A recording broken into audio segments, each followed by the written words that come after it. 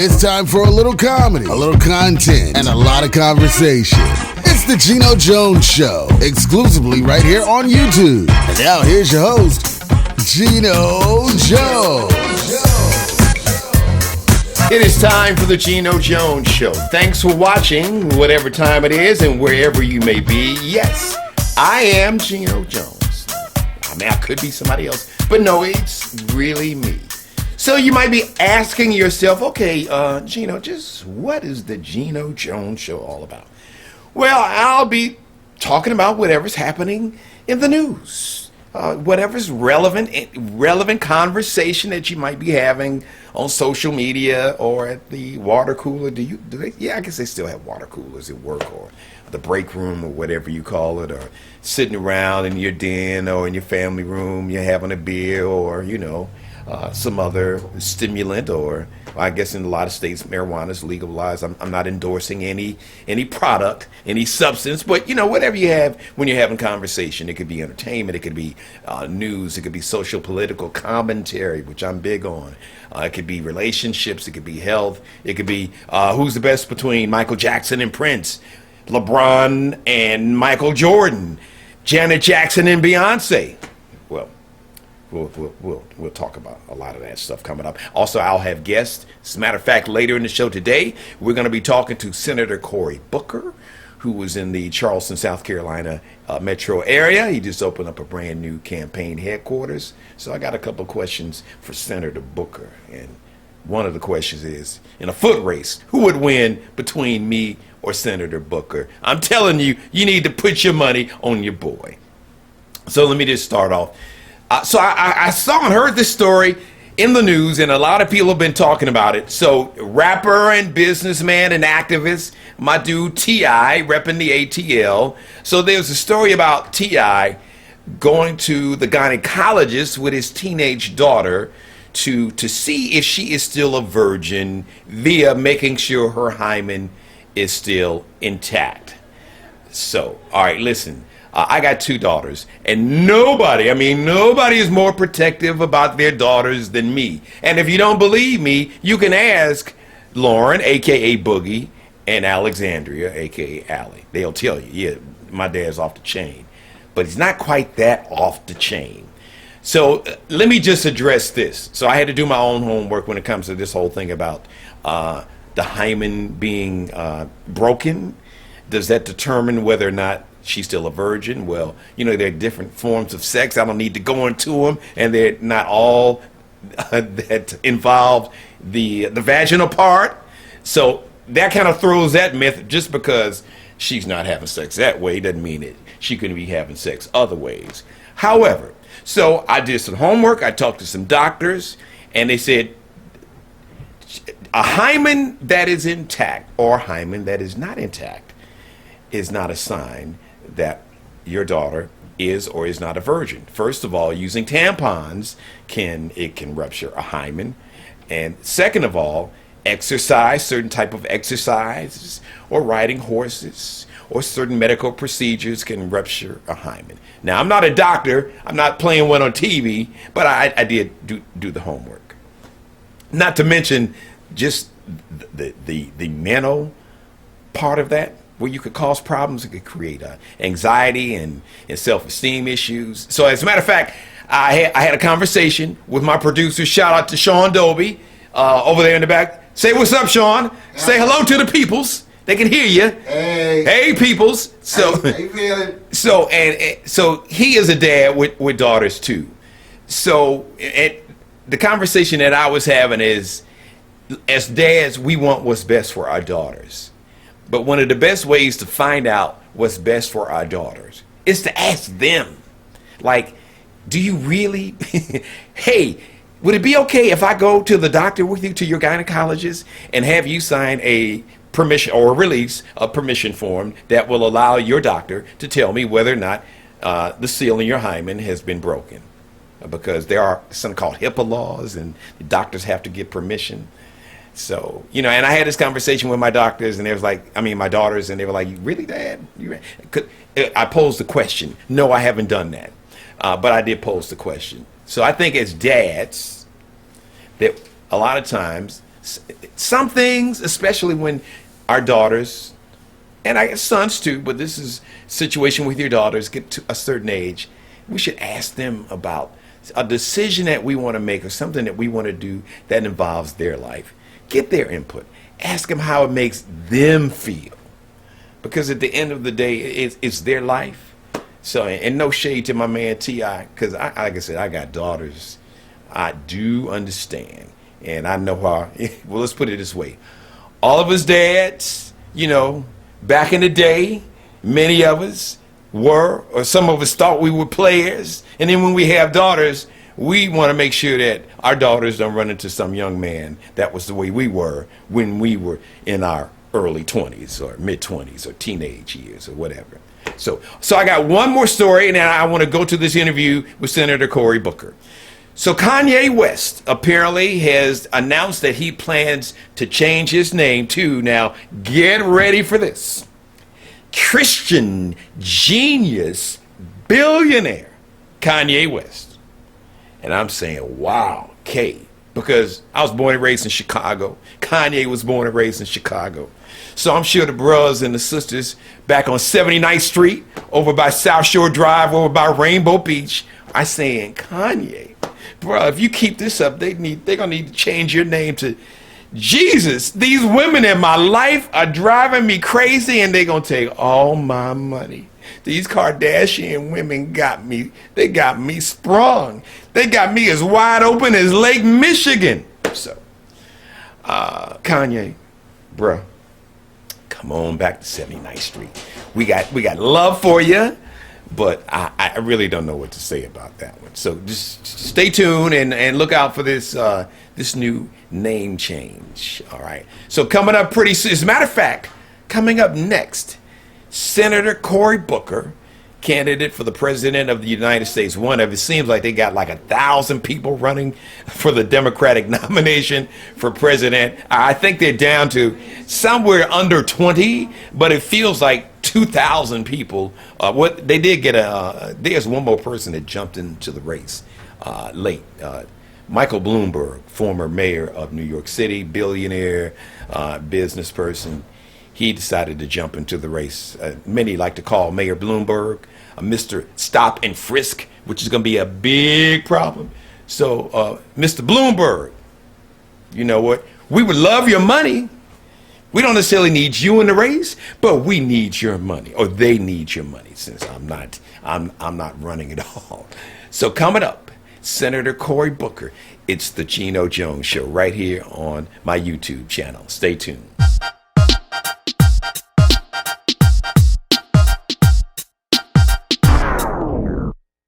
Time for Meet the Candidates. I'm here with Senator Cory Booker, who is running for president, his brand new headquarters here in North Charleston, South Carolina. Senator Booker, thank you for your time. Are you kidding me? Thank you. It's an honor to be with you. You are a powerful voice for the people, and I'm grateful for that. Well, I love your new dig, so let's get right into it. I'm on the clock, so I guess it's going to be like a 4-minute drill in football, since you and I both play football. Yes. So let's talk about your health care plan. There's been a lot of talk about the public option, Medicare for all. So tell us, what's your plan and how do you plan to implement it? Listen, the system is broken. We can't afford the health care that we have. It's most expensive on the planet Earth, and we get the worst results for industrial nations. People are filing bankruptcy. People are incentivized not to go to the doctor because of the copays and the like. So the best system is clearly a single-payer system. It's why I signed on to the Medicare for All bill. But here's the thing.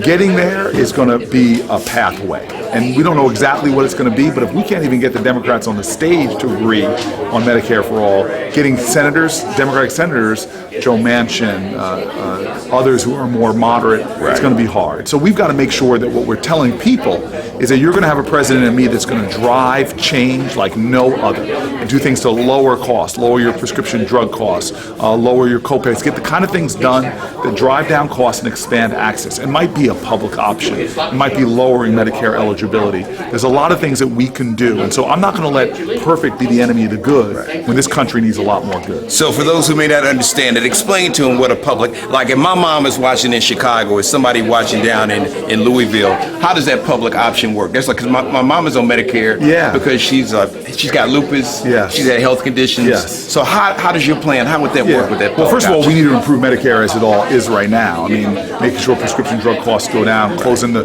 donut hole permanently, things that she'll understand. But for people like you and I, middle-aged men, it might mean that we might not qualify right now for Medicare, but we can have that as an option right now should we not have insurance, to be able to choose Medicare early in our lives. It's about having an option that's like Medicare with lower costs and that can have more people access it. So that's what a public option is. It's giving the public a choice. For those who like your insurance companies, we're not pulling you out of those insurance companies right away. It makes sure that there's a public option that is a choice for folks. And I believe if we do end up in that public option, that it's going to be shown that that works a lot better than a lot of these private insurance plans that actually often are not exactly what you think they are. And then when you get sick, they end up being a lot more expensive. All right, before you run, I want to talk to you about this opportunity zones under the larger umbrella of creating economic opportunity for African Americans. Because you live in a neighborhood, it's not the hood, but it's still primarily African American, and so do I. Yes.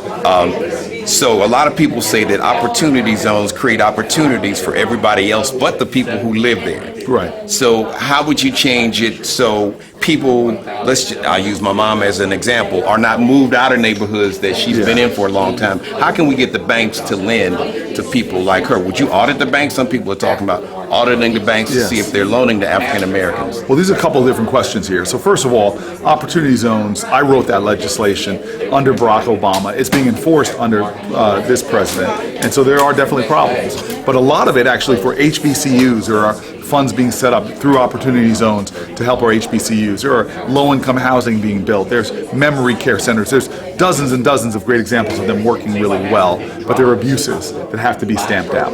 We have to make sure that we have local control where communities like ours have agency, but also have access to capital. Because the fastest growing group of entrepreneurs in America are Black, Latino, minority women. Yes. And we need to make sure that they have access to capital as well, which brings me to the second part of your question.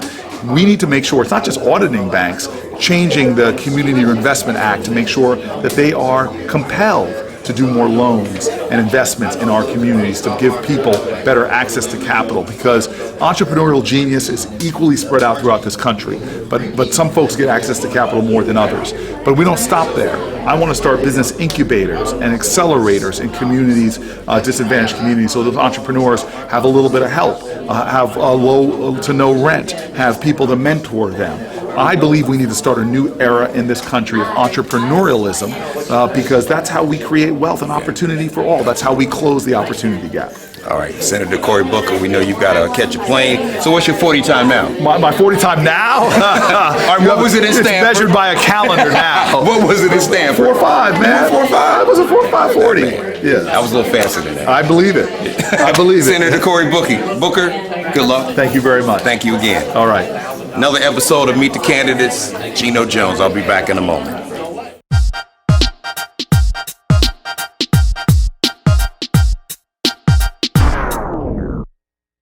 Thank you, Senator Cory Booker. Good luck in the presidential candidate. As a matter of fact, expect to see some of the other presidential candidates. As a matter of fact, if you guys are watching, and ladies, we invite all presidential candidates, Senator Sanders, Senator Warren, Senator Kamala Harris, and Senator Klobuchar, and Mayor Pete Buttigieg.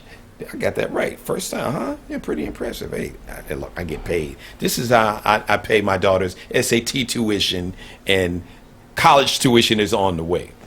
So I want to thank everybody for tuning in. Please subscribe to my YouTube channel, Geno Jones. Geno is spelled Geno Jones. It is free to subscribe. The Geno Jones Show will be coming to you on a regular basis, and pretty soon the Geno Jones Show streaming live. As a matter of fact, I'm giving it to you. I feel it's live. I'm full of life, but we will be streaming live. If you would like to be a sponsor of the Geno Jones Show here on my YouTube channel, I would love, absolutely positively love to have you in one of those old school Don Cornelius love, peace, and soul. So I'd love to have you be a sponsor. So you can reach out to me on my YouTube channel right here, or Instagram, Geno Jones Show, or Twitter at Geno Jones, GenoJones. Shout out to my executive producer that makes me look and sound better than I really do. And I know that's a hard thing to do, because God and my mama did bless me a little bit. So thank you to my man, the #1 Raider fan, so I won't hold that against him. At least he's not a Patriots fan. I call that Bin Laden's team.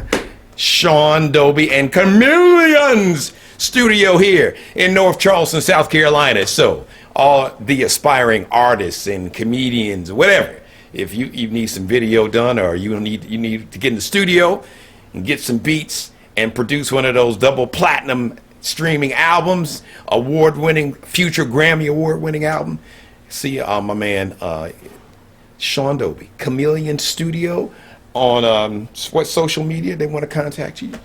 We can just give them the phone number. Yeah, we can do that.